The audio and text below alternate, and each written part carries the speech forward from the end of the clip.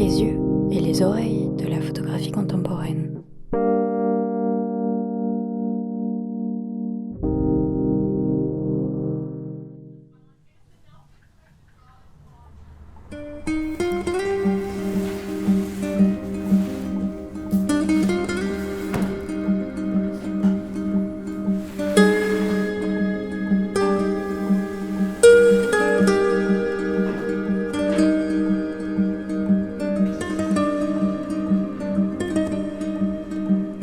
Je m'appelle Denis Dailleux, je suis originaire d'un petit village en Anjou et j'étais absolument pas prédestiné à faire un métier artistique. J'ai d'abord beaucoup raté avant de réussir quelque chose. Voilà, on m'a mis beaucoup de bâtons dans les roues, j'étais un enfant dyslexique, voilà, qui rentrait pas du tout dans les cases et ça a été un peu compliqué. J'ai eu cette chance d'avoir un moment d'enchantement. Donc peut-être ça revient dans mon travail, cette idée d'enchantement, euh, parce que je vivais dans une maison très modeste avec mes parents et mes grands-parents et ma petite sœur, et j'étais très connecté avec ma grand-mère, et je passais tout mon temps dans le jardin, qui était pour moi le plus beau jardin du monde. Mon village est joli, hein. Et voilà, et voilà, c'est ce qui m'a peut-être donné de la force, je crois, dans la vie. C'est ce moment de grâce que j'ai eu. Mais bon, j'étais un enfant rêveur, pas du tout dans la réalité.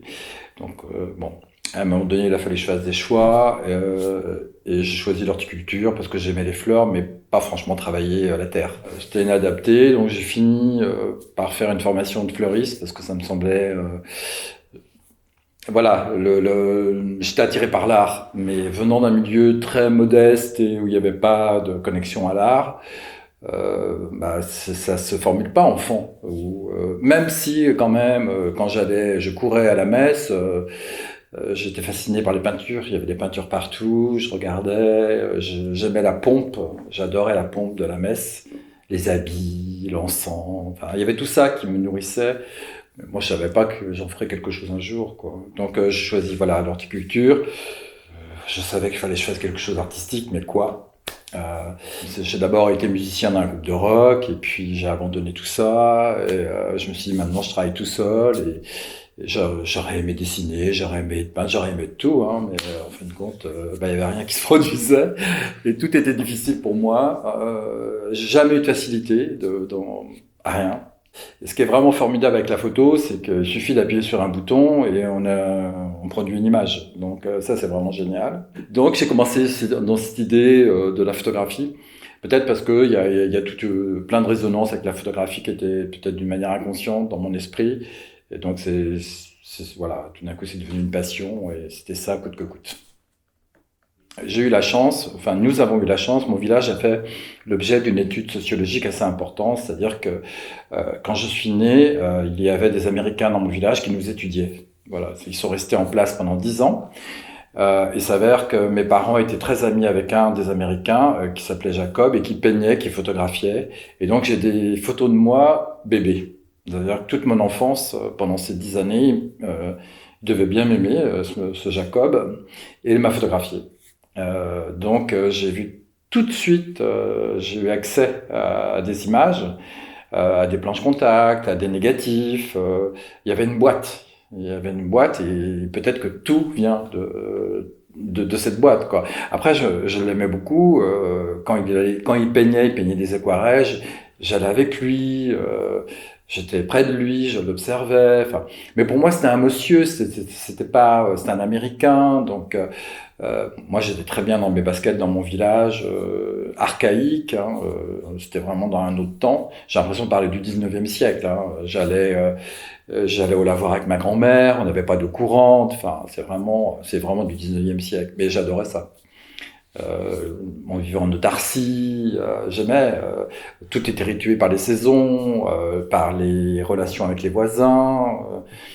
Il y avait un lien social. Peut-être que j'ai retrouvé en Égypte, sûrement, et j'aime ça, j'aime être au sein des quartiers, voir cette connexion entre les gens, j'adore ça.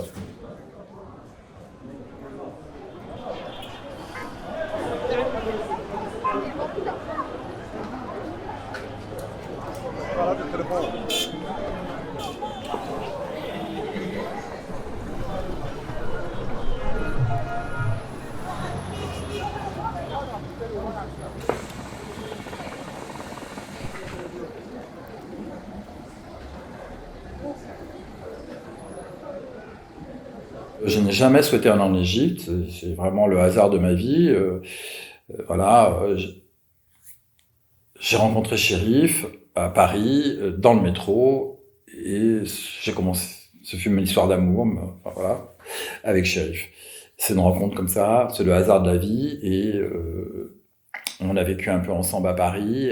Après, il est rentré au Caire, et je suis avec mes congés payés à l'époque, j'étais fleuriste à Paris, je suis allé le voir. Et ça a été mon plus beau voyage de ma vie, mais je suis pas du tout allé pour faire des photos, ouais. J'y suis allé pour le voir. Mais je suis tombé amoureux tout de suite. J'ai pas perdu une seconde de ce que j'ai vécu en arrivant.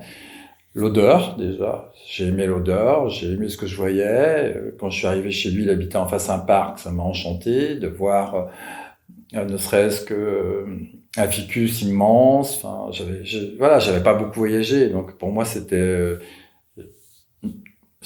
dans la fascination totale de l'Orient.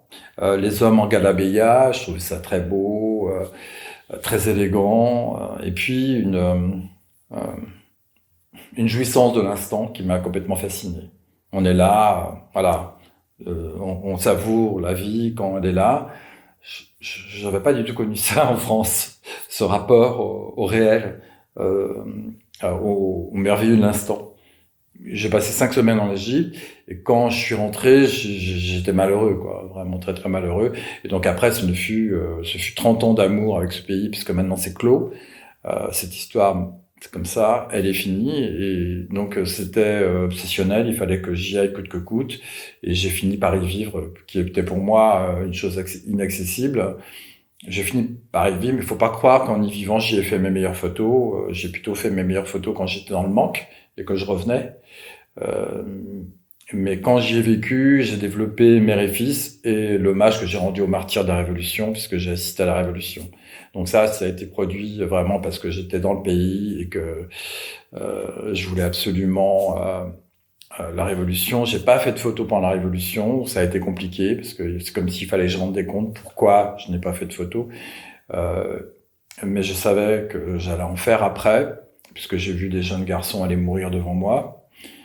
J'ai vu ce que c'était que le courage.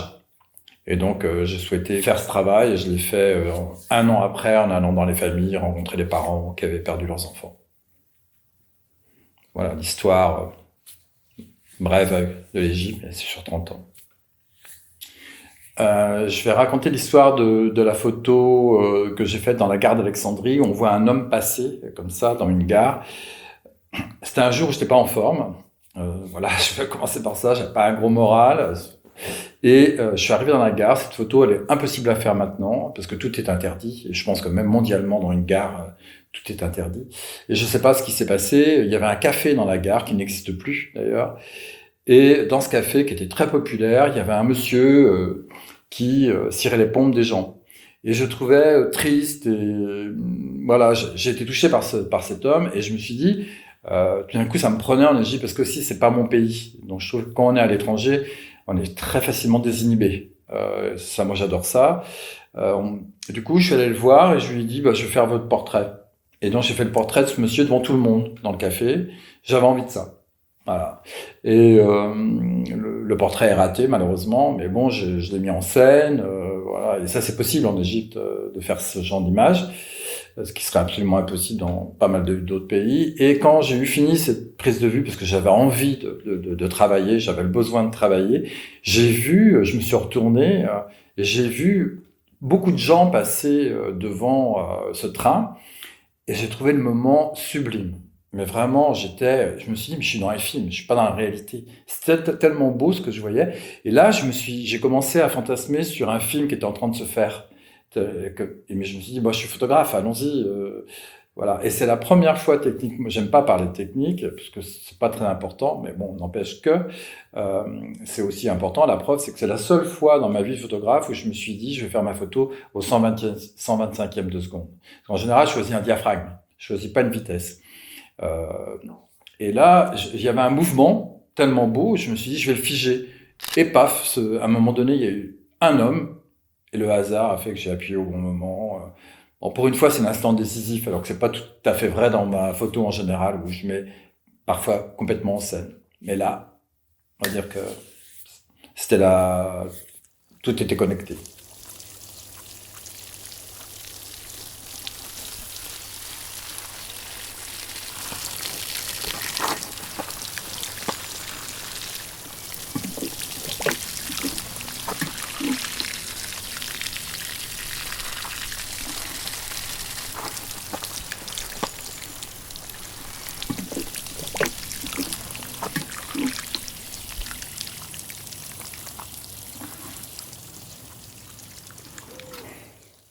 Mère et fils, je vais décrire la photo qui est la photo emblématique de mon travail de mère et fils, où la maman ressemble à une vierge. Donc c'est toute une histoire, puisque c'est une maman musulmane. Donc en même temps, la Vierge est reconnue chez les musulmans. Voilà, fait partie Jésus le prophète. Voilà, Marie, la maman du prophète. Donc elle a sa place. Il y a peut-être une connexion inconsciente comme ça, mais en tout cas, cette maman ressemble à une vierge. Elle a un fils qui est très jeune. Voilà, elle l'a eu très jeune.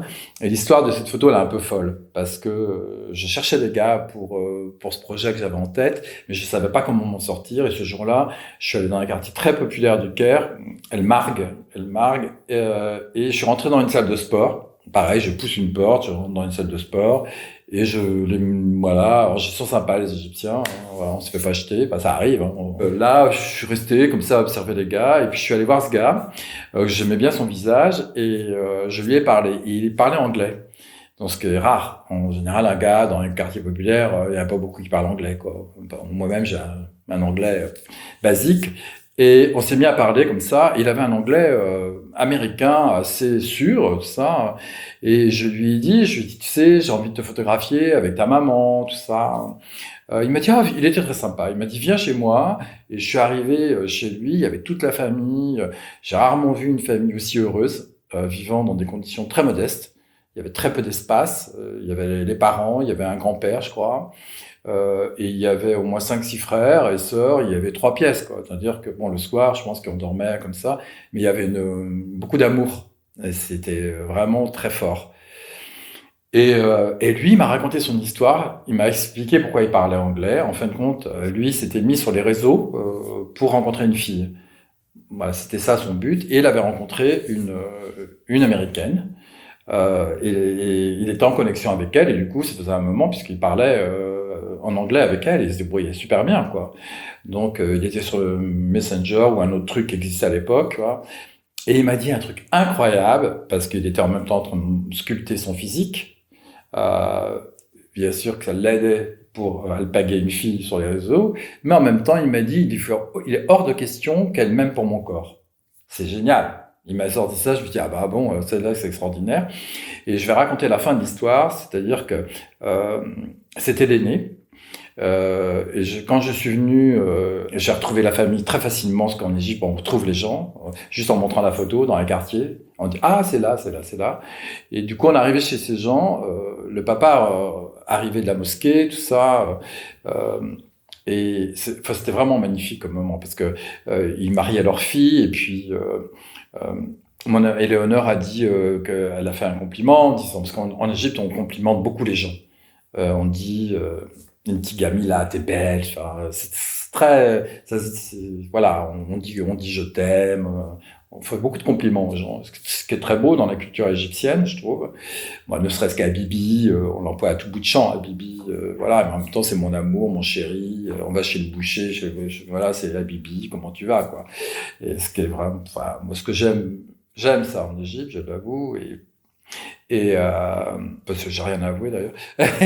Et donc tout ça pour dire que Éléonore fait un compliment. Elle dit au père, votre fille est belle. Et il dit non, c'est pas ma fille qui est belle, c'est ma femme. Mais c'était très gentil. C'était vraiment. Il a dit. On était sidérés par la gentillesse des gens. Et à un moment donné, on apprend que le fils était en Arabie Saoudite comme beaucoup pour gagner sa vie. Hein, il était électricien. Ils nous ont montré une photo du fils, il avait complètement changé, hein, c'était vraiment un autre homme, il faisait plus de sport, tout ça.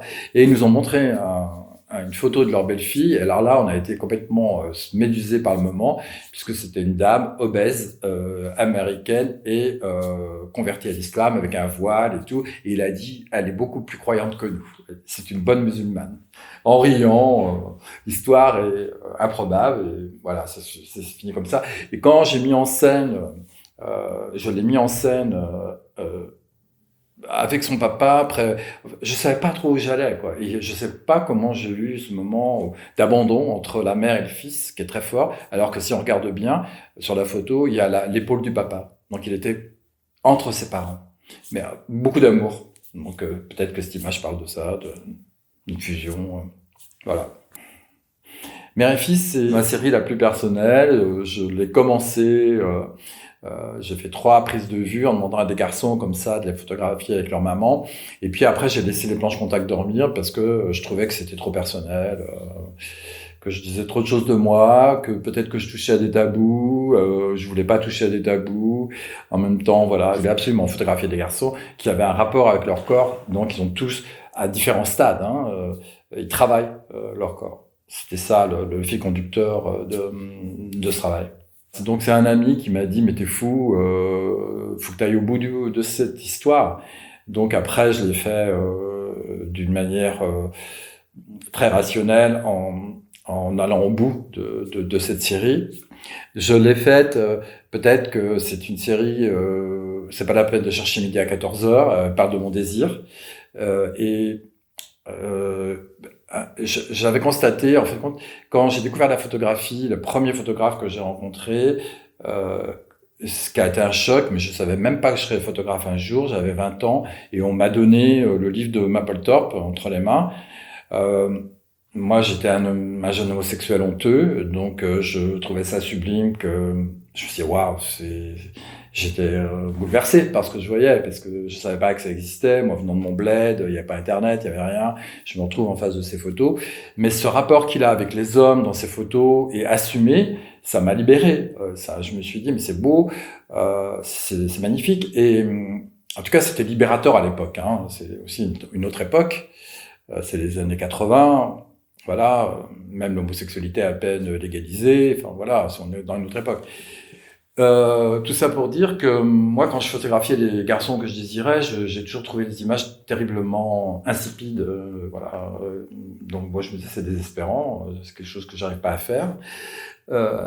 Et puis un jour, voilà, j'ai eu ce flash en me disant, je vais faire une photo avec une maman, peut-être pour équilibrer les choses, pour je sais pas, peut-être inconsciemment, c'est un cliché après que je vais sortir, peut-être une espèce d'histoire avec ma propre mère qui est un petit peu dense.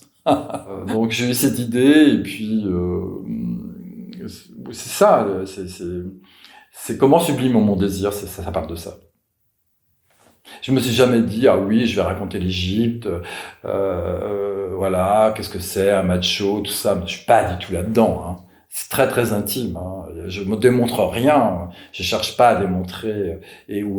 D'ailleurs, ce qui est très émouvant dans cette histoire, c'est que je cherche les garçons, je réussis à les convaincre. C'est pas toujours facile. Il y a beaucoup de refus. Mais moi, quand j'arrive chez eux, c'est fascinant comme moment parce que je découvre la maman. Donc quand elle a le niqab, je suis waouh, moi-même le premier étonné, et je m'aperçois qu'elles sont très gentilles avec moi, et tout le monde a été gentil d'ailleurs, et les papas aussi. Donc c'est peut-être ce qui est magique. L'Égypte, il y a une petite folie chez les Égyptiens que j'aime beaucoup. Ouais. Donc, ça parle aussi de ça, hein. Le fait qu'ils m'accueillent, qu'ils me laissent, qu'ils me donnent. Il y a beaucoup de dons. Puis cette petite excentricité, ça c'est sûr que les Égyptiens ont un petit grain que j'aime bien en tout cas.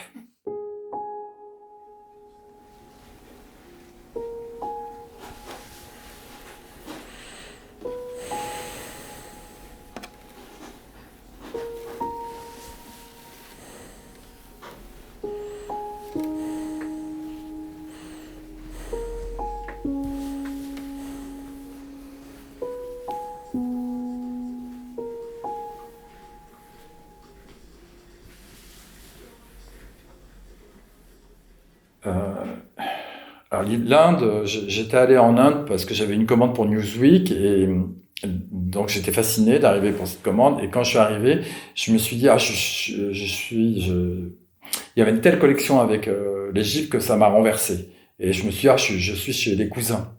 C'est vraiment, il y a beaucoup de similitudes. Et je savais que c'était un pays pour moi, mais je voyais pas comment l'aborder. Et puis, j'ai eu la chance d'avoir une très belle commande c'est la société Givaudan qui m'a donné une commande pour aller photographier les fleurs, à base d'essence de parfum. Et je suis allé en Inde photographier dans le Tamil Nadu, le jasmin et la tubéreuse. Et donc ça a été un enchantement total où j'ai demandé à avoir une carte blanche et j'ai travaillé dans les champs, voilà, avec ces 2 fleurs que j'aime beaucoup, dont la tubéreuse qui me fascine totalement. Et j'ai dit au gars qui m'accompagnait, je lui ai dit, mais moi je voudrais aller visiter le marché aux fleurs pour voir ce qui se passe. Et j'ai adoré faire ce travail. En rentrant, un de mes potes m'a dit, écoute, le plus beau marché aux fleurs est à Calcutta. Donc je suis parti de là, et là j'en reviens. Donc c'est mon 3e voyage à Calcutta où je reste uniquement. Après je suis allé voir les horticulteurs, je suis allé passer 2 jours ou 3 jours. C'est moins fort que ce qui se passe au marché aux fleurs, mais mon travail en Inde est parti d'une commande que j'explore, mais ça sera pas plus que ça. Enfin, c'est-à-dire que je vais pas explorer le pays. Ça sera tout le temps autour des fleurs. Quand je suis au marché aux fleurs de Calcutta, parfois je m'ennuie parce que le marché est tout petit. Et tout d'un coup, j'aime bien créer quand je m'ennuie. J'ai envie de créer l'événement. Donc j'ai acheté une botte de glaïeul que je trimballe comme ça. Puis à un moment donné, je l'ai posée dans l'ombre. Voilà, un clair-obscur, quoi. Et puis j'ai observé ce qui se passait. J'ai vu un enfant passer et je suis allé chercher. Je l'ai installé dans la lumière. J'ai attendu qu'il regarde vers l'extérieur, j'ai appuyé, la photo était faite. Donc celle-ci, c'est exactement l'opposé de l'instant décisif. C'est une image que je construis de A à Z, ça dure pas longtemps, et voilà, c'est comme ça.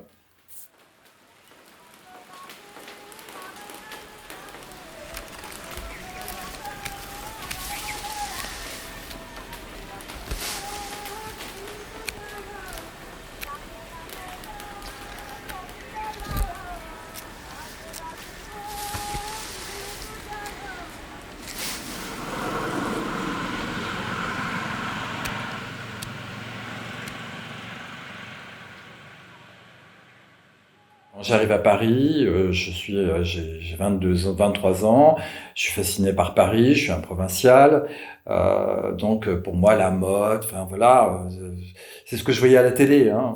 Voilà, je voyais un défilé de mode, j'avais envie d'y être, c'est sortir de mon village, tout d'un coup, ce village que j'avais adoré et après détesté en grandissant à cause du qu'on dira-t-on, du regard de l'autre, se sentir différent, de pas coller. Quand j'ai vu que tout l'étau se refermait sur moi, que j'allais être programmé, quoi. Donc je me suis dit non, c'est pas possible, quoi. Et je me souviens très bien, ça c'est la première fois que j'en parle, où à la télé, tout d'un coup, on voyait un reportage dans les coulisses d'un défilé Dior ou Chanel, et je me disais ah ouais, ça existe ça. Et c'est ça, hein, mon idée d'arriver à Paris, je suis là-dedans, mais alors bon, ça a été un enfer. J'ai détesté la mode, ouais, j'étais assistant, voilà. Et j'ai fait des photos, voilà, pendant 2 ou 3 ans, et un jour, bon, quelqu'un m'a dit, voilà, que mes photos étaient mauvaises. Donc ça a été un effondrement total. C'était au moins 3 ans de ma vie. Donc à partir de ce moment-là, je me souviens très bien comment ça s'est passé. Le lendemain matin, j'ai pris mon petit déjeuner, j'étais en larmes. Voilà, je me souviens de ce moment, c'était très précis. Et j'ai pris des décisions. J'ai décidé de tout abandonner. C'est-à-dire que tout ce que j'avais fait avant, j'ai mis à la poubelle. Ça n'existait plus. Voilà, c'était du 24-36. Et c'est comme ça que je suis passé au 6-6. Il fallait que je reparte à zéro. J'étais très très loin dans la douleur, quoi. Donc je suis tombé malade. J'ai lu Lettre à un jeune poète de Rilke qui m'a donné la direction sur mon village en disant ses recommandations. Et j'ai recommencé dans mon village à zéro avec un trépied, un 6-6. pour repartir sur des bases totalement nouvelles. Donc c'est comme ça que le 6-6 est arrivé. Au début, j'étais très empêtré avec ce 6-6, je savais pas quoi en faire, je trouvais lourd, je trouvais la gauche et la droite inversées, tout ça, j'étais perdu. Et puis, j'avais adoré ma grande-tante, je pensais qu'elle était morte. Et on m'a dit, mais non, elle est vivante. Donc, je suis allé la voir à 7 kilomètres de chez mes parents. Je l'avais jamais revue. Je pense qu'on a été 20 ans sans se revoir. Et quand il y a eu ce coup de cœur avec ma grande-tante, ben, c'est là où je me suis approprié mon 6-6. Donc, ça a été très lié à cette pratique qui a duré 15 ans avec elle. Donc, c'est là que le 6-6 m'a enchanté, quoi. Parce que ça m'a enchanté parce que quand je suis dans le 6-6, d'ailleurs je dis dedans, hein, j'oublie tout, quoi. J'ai l'impression que je suis hors du monde. J'adore l'idée d'être dans une boîte. C'est ce qui ça me fascine. J'adore ça. Alors justement, quand j'ai commencé ma série dans mon village, il fallait que je m'inspire de photographes. On n'invente pas, personne n'invente rien. Donc ça a été très clair. Je me suis dit, Avdon me fascine. Donc ces portraits comme ça, un petit peu en pied, mais je me suis dit, je vais quand même pas mettre, au départ, hein, je me suis dit, je vais pas mettre des gens de mon... d'abord, c'était ma grand-mère que je voulais photographier. C'était elle, le centre. Mais et puis je dis, ah oui, mais des fleurs dans les bras, ce sera mieux qu'un abandon, comme ça, à la vieillesse. Je voulais faire quelque chose de doux. J'ai pas dit doux, mais je voulais absolument que les gens, et comme les fleurs, j'adore ça, et ben c'était facile. Donc j'ai commencé comme ça, en m'inspirant d'Avdon, mais je savais très bien qu'il fallait pas que je plagie Avdon. C'est ça, je savais que si je faisais ça, ben j'allais me faire ramasser. Donc j'avais Avdon dans la tête, un peu Irving Penn et Diane Arbus. C'est les 3 photographes que j'avais en tête quand j'ai commencé mon travail. J'étais tout le temps avec des flashs sur ces photographes-là, en me disant faut pas que je les plagie. Mais bon, à force de travailler, on trouve. C'est en forgeant qu'on devient un forgeron. C'est le journal Libération qui m'a donné ma première chance. J'ai commencé à faire des piges, des portraits pour Libération en noir et blanc. Et après, c'est très difficile de vivre de piges, parce que bon, c'est comme ça, il faut en faire beaucoup pour pouvoir en vivre. Et il y avait une icono qui s'appelle Nadine, qui me soutenait beaucoup, c'est elle qui m'a donné ma chance. C'est la première commande que j'ai eue dans ma vie, je l'oublierai jamais, c'est grâce à elle. Parce que peu de gens croyaient en mon travail, à vrai dire, très très peu de gens, parce que mon travail, je le montrais à tout le monde et personne ne me donnait aucune chance, de rien. Après, j'étais timide à l'époque, voilà, peut-être maintenant beaucoup moins, mais à l'époque, voilà, je me sentais pas peut-être légitime, je pense que je renvoyais une image négative. Nadine, elle a adoré mon travail sur ma grande-tante et ça a été un coup de cœur. Et comme elle voyait que j'avais beaucoup de mal à m'en sortir financièrement, un jour elle m'a dit une chose très simple. Elle m'a dit, écoute Denis, je passe à la couleur parce que tu vas mieux vivre. Tu auras plus de commandes et ça va te donner accès. Donc un jour, lors d'une prise de vue, je commence en noir et blanc. J'ai dit à Chérif qui m'assistait, il m'a longtemps assisté, et je lui dis, Chérif, donne-moi une pellicule. Il me dit, lui aussi il était habitué, il me dit, t'as plus de noir et blanc. J'avais acheté des films couleur, je voulais pas utiliser. Et voilà, c'est comme ça que j'ai fait ma première couleur.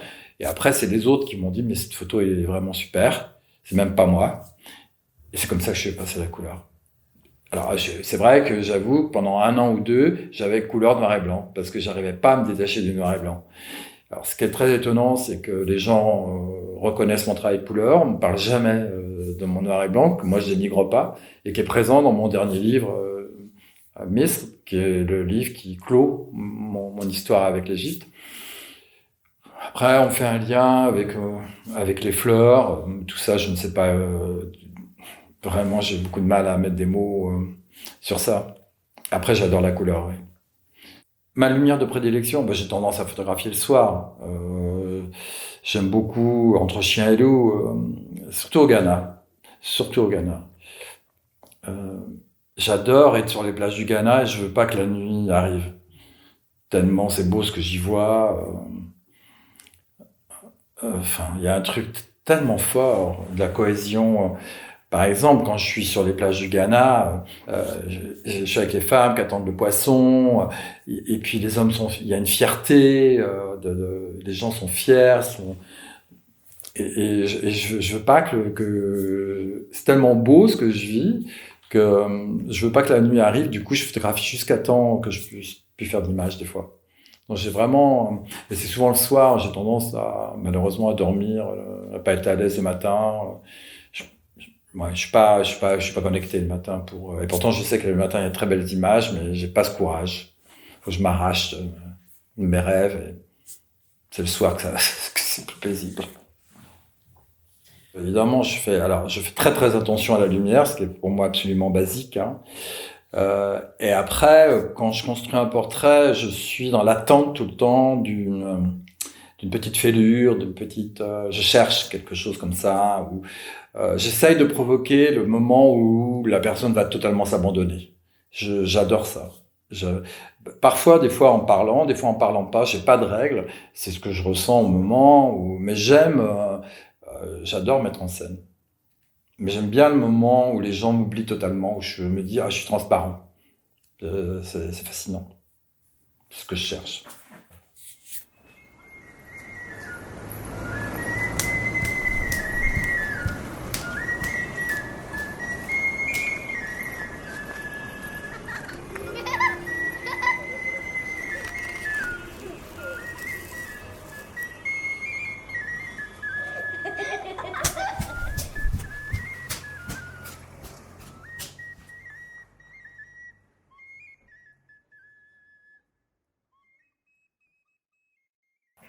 Alors moi, j'adore l'idée de série et quand je donne des workshops maintenant et quand je vois quelqu'un qui est complètement perdu, pour moi, c'est ce que je dis à la personne, c'est essaye de faire une série. Parce qu'une série, ça structure.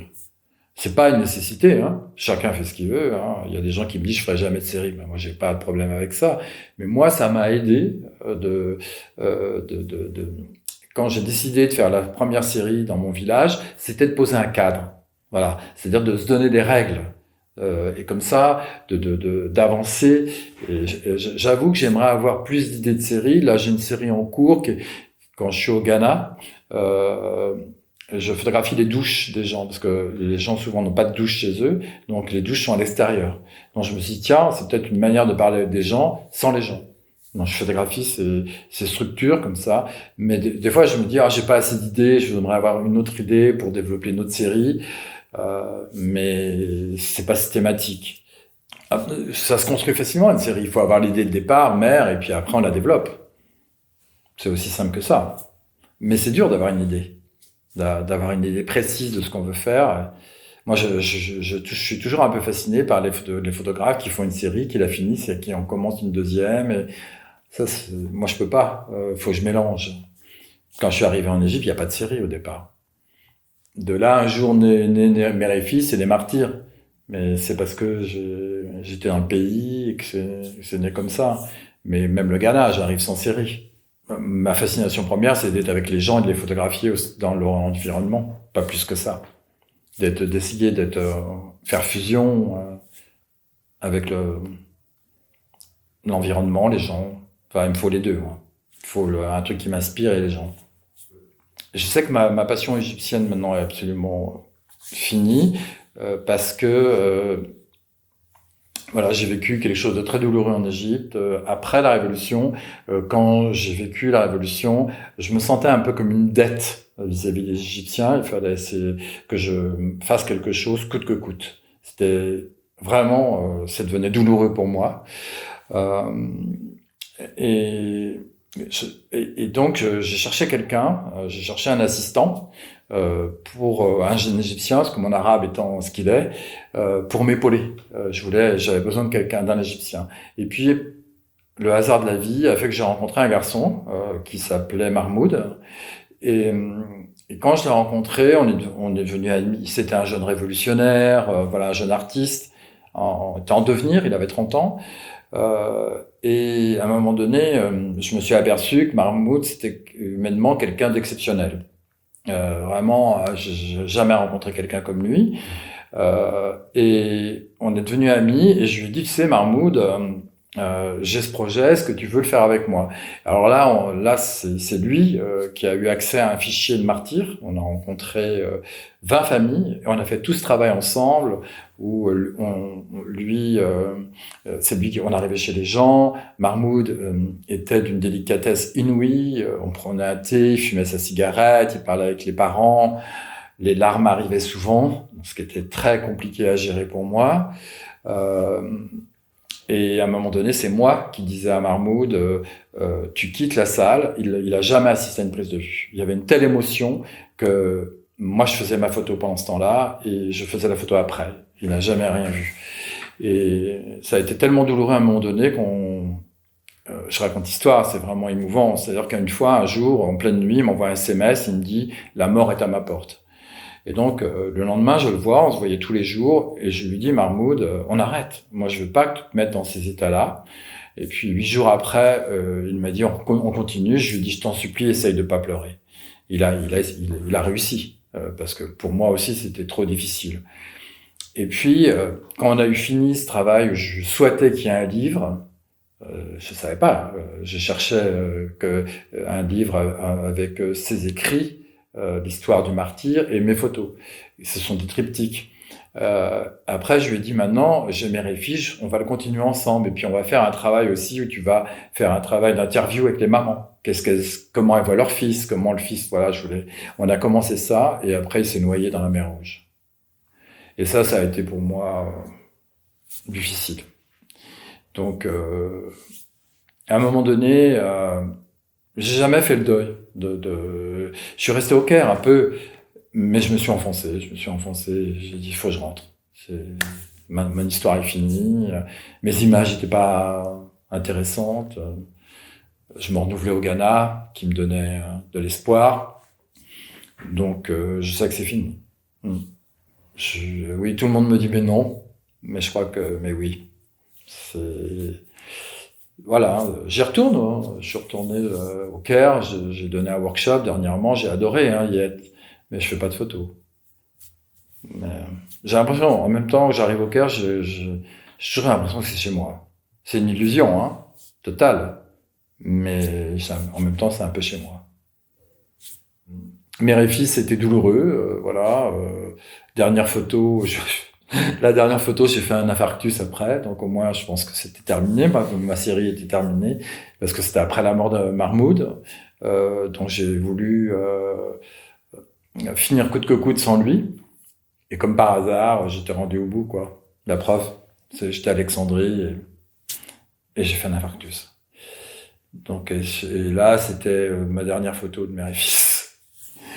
Et après, ça dépend des séries, parce que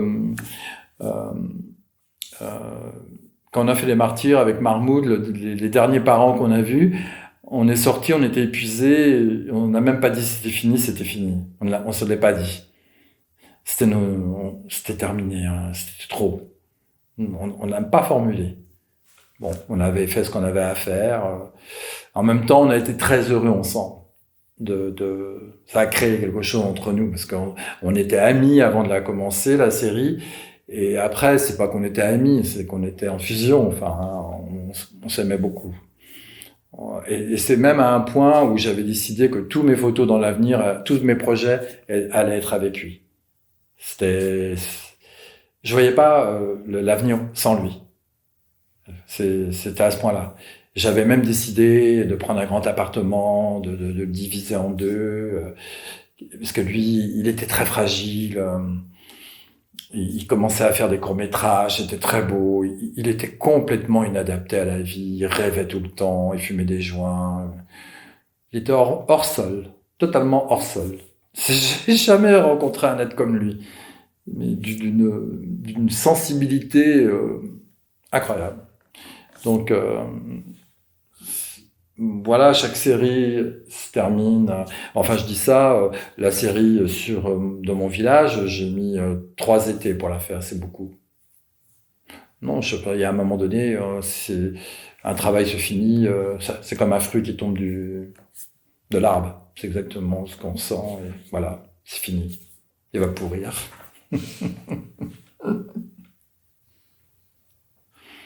grâce à la photographie, j'ai réussi à être là, quoi. À être vivant, à déjouer tout ce qu'on m'avait prédit. Voilà. Et donc, grâce à la photographie, j'ai réussi à tordre la réalité, assumer ce que je suis, quoi. Moi, je lui dois beaucoup. Je sais pas, c'est la résilience, hein. Ça doit être ça.